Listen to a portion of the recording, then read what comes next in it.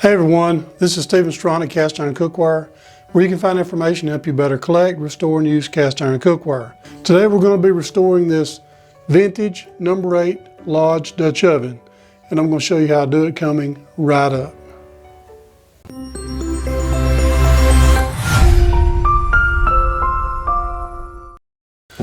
Okay, before we get started, I just want to say welcome to the Pan Cave, and thank you for tuning in and learning about cast iron cookware.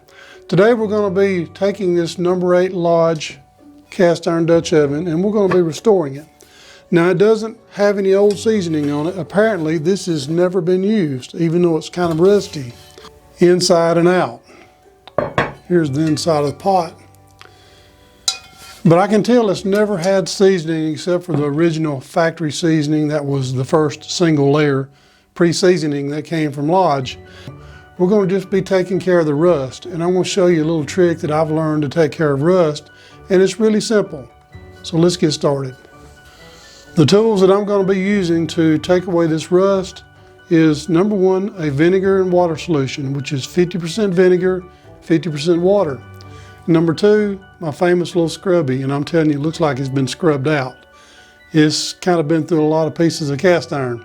But I would like to caution anybody to not use wire wheels or sandpaper or any kind of mechanical means, because you're working a lot harder than you ought to, and you're also affecting the surface of the cast iron. And we want to keep it looking as vintage as possible. Hopefully, if the world is still here, this little Dutch oven will be around for generations to come and enjoyed by a lot of people.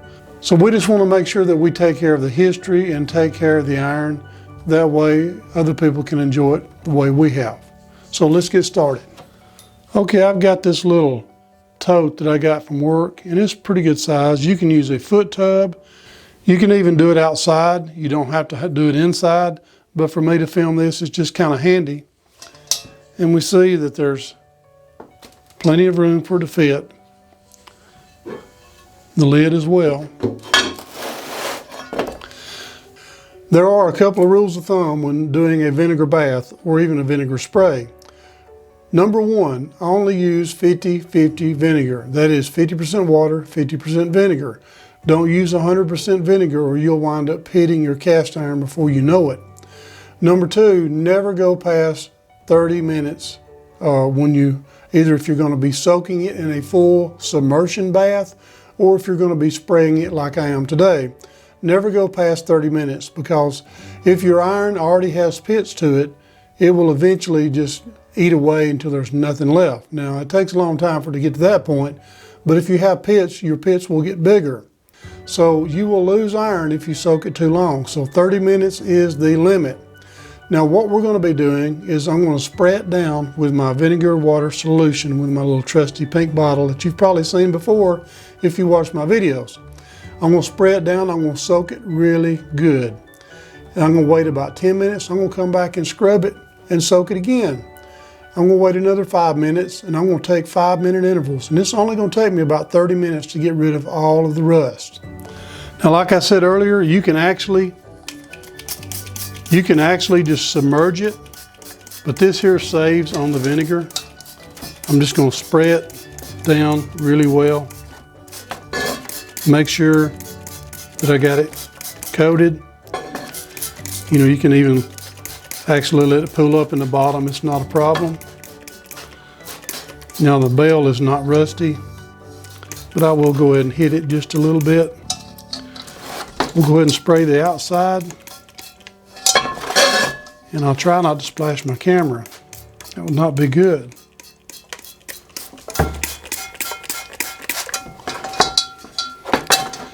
Now, if you're going to be submerging and doing a complete submersion bath, it's going to take a lot more vinegar than what you can get in this little spray bottle. And I believe we should not even have to reload my spray bottle. I believe I've got enough to do what I want to do.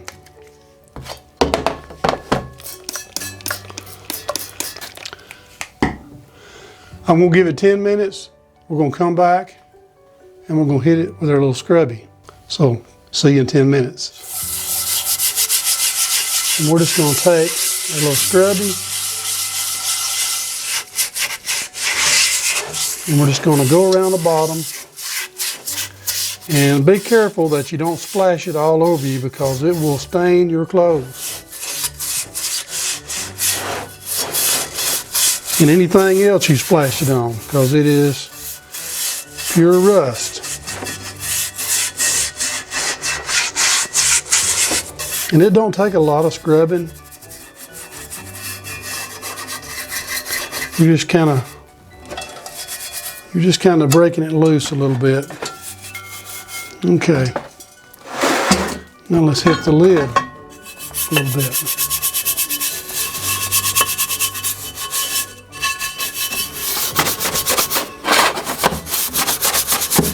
Now you may want to use gloves. A little bit of staining on my fingers is not an issue. But you may walk around with brown fingers for a day or two. And you can see it's coming off.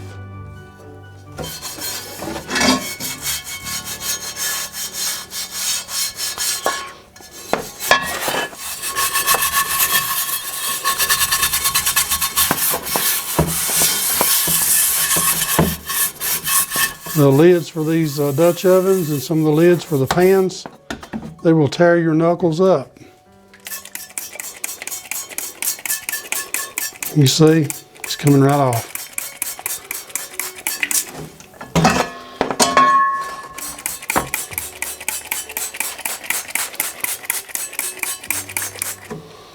And turn it over. I want to kind of leave a little bit in it. Slide it over here to the corner and give it another spray down. I'm holding my hand up so I don't splash it on my camera lens.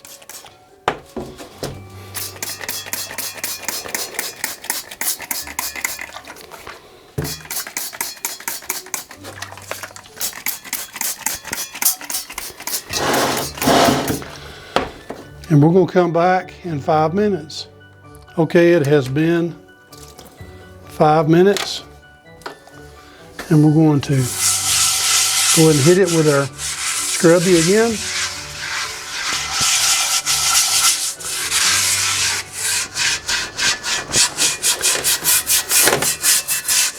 I did fail to mention there's one more tool that we're going to use after we get through our last vinegar cycle.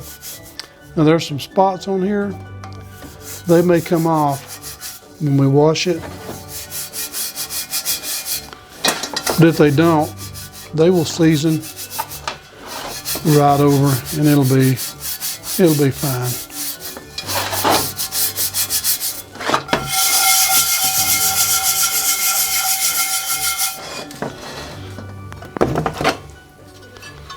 Let's take care of our little lid here, and be careful with your knuckles. That's why I like these scrubbies, especially the little palm held kind. They will save your knuckles, because these little drip basters will eat your knuckles up.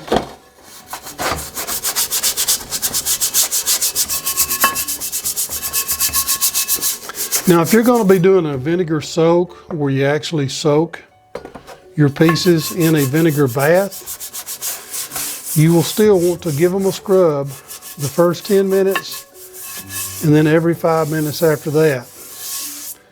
And you won't want to leave it in the vinegar bath more than 30 minutes. So we're going to soak them down again.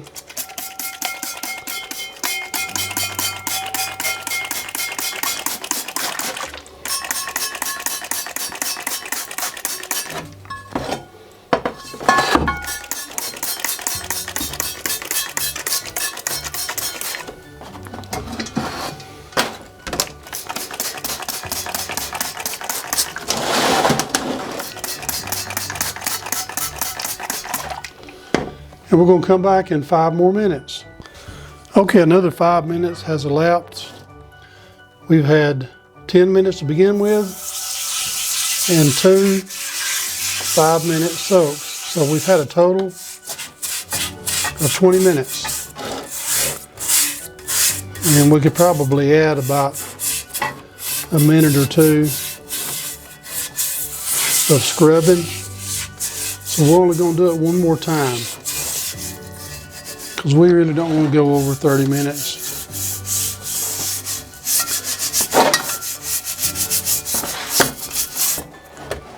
Okay, we're getting on down to where our bottle's getting low. Give it another good soaking.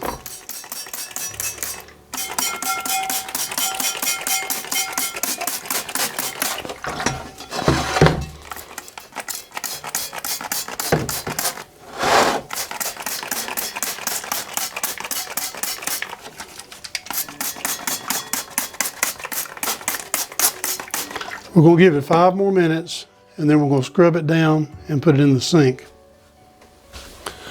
Okay, we've had another 5 minutes. So we're going to give it another little scrub.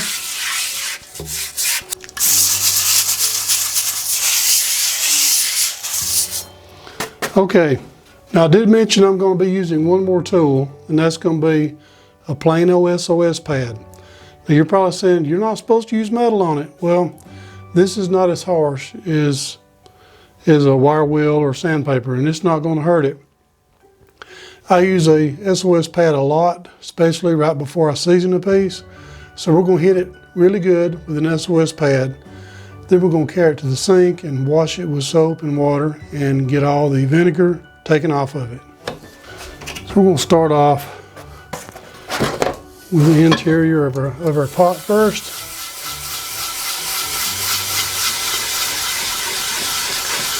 I usually swirl in the middle and then kind of go around the edges in a swirl.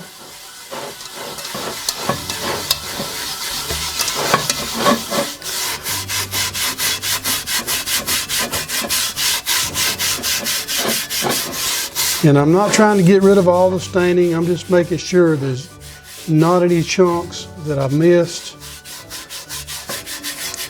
Usually more common to have issues when you have old seasoning, but that's a different matter altogether.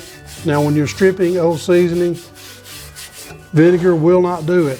Vinegar will not remove seasoning. Vinegar will only remove rust. You'll have to use lye or electrolysis to remove the old seasoning. That's another video for another day altogether.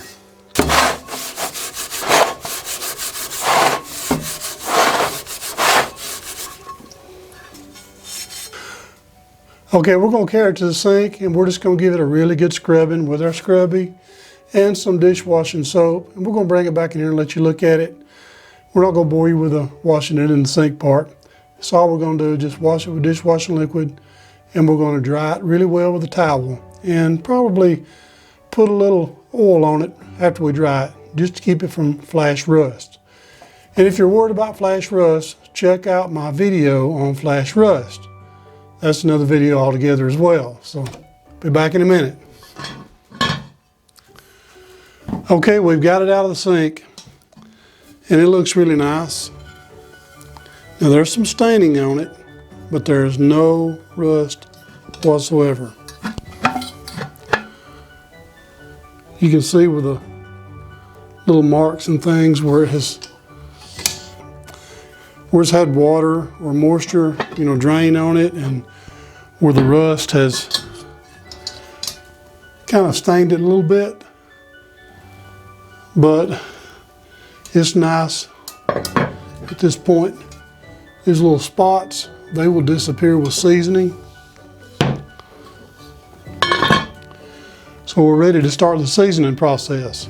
Now I will say I have got a trick to avoid flash rust. What I usually do when I wash my pieces before I've ever put a coat of seasoning or anything on them, I will go ahead and scrub it down really good. I'll hit it with the S.O.S pad, and then I'll go back with the scrubby and I'll make sure all the soap is completely gone. I'll dry it really quickly with paper towels or maybe some old cloths or rags that you don't mind burning. Don't use a new towel, it'll get you in trouble. But I will dry it as good as I can, as fast as I can. One of my secret weapons, I have a bottle of grapeseed oil. I will spritz it down really good. Then I'll wipe it down with a washcloth that my wife won't miss unless she sees the video. So I will wipe it down really good and even buff it.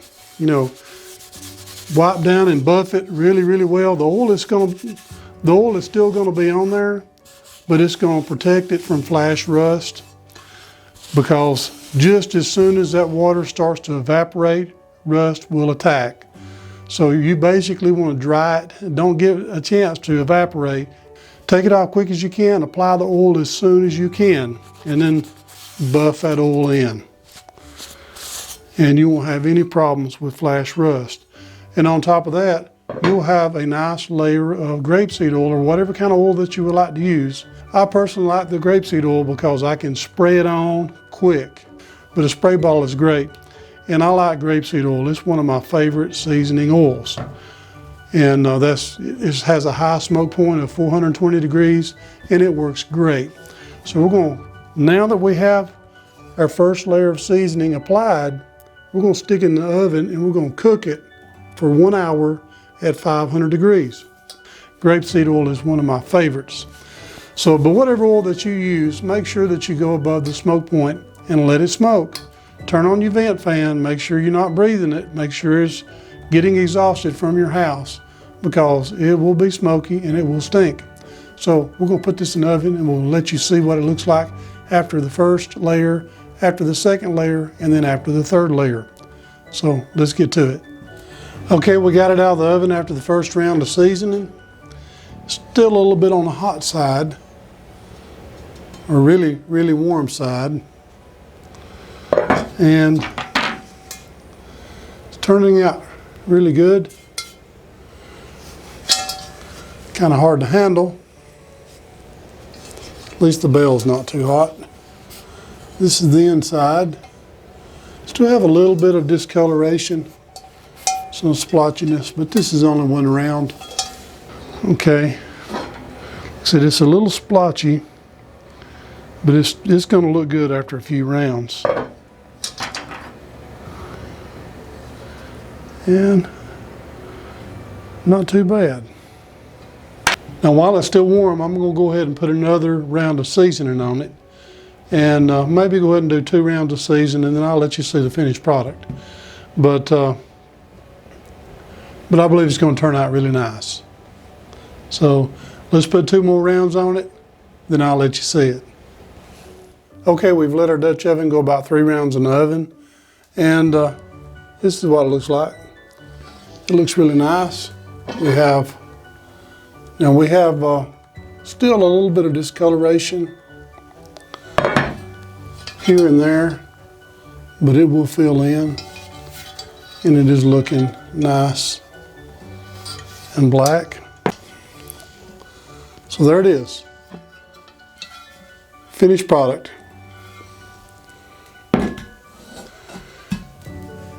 And it'll get blacker and blacker and shinier as I use it, as long as I keep applying seasoning when I get done cooking with it.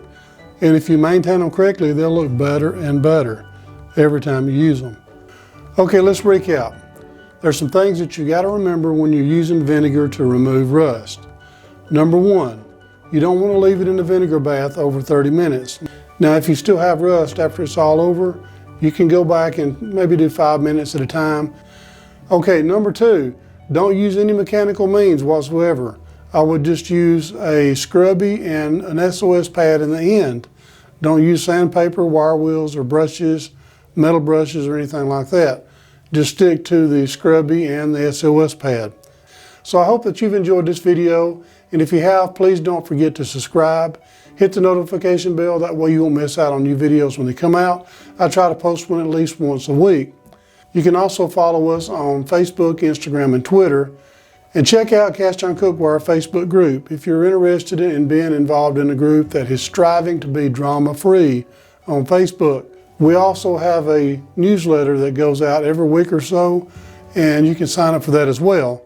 And if you would like to be a part of supporting Cast Iron Cookware in a monetary way, check out Cast Iron Cookware on Patreon. We would appreciate your support. We have a shoestring budget, but we are gaining traction and we're getting better at the videos.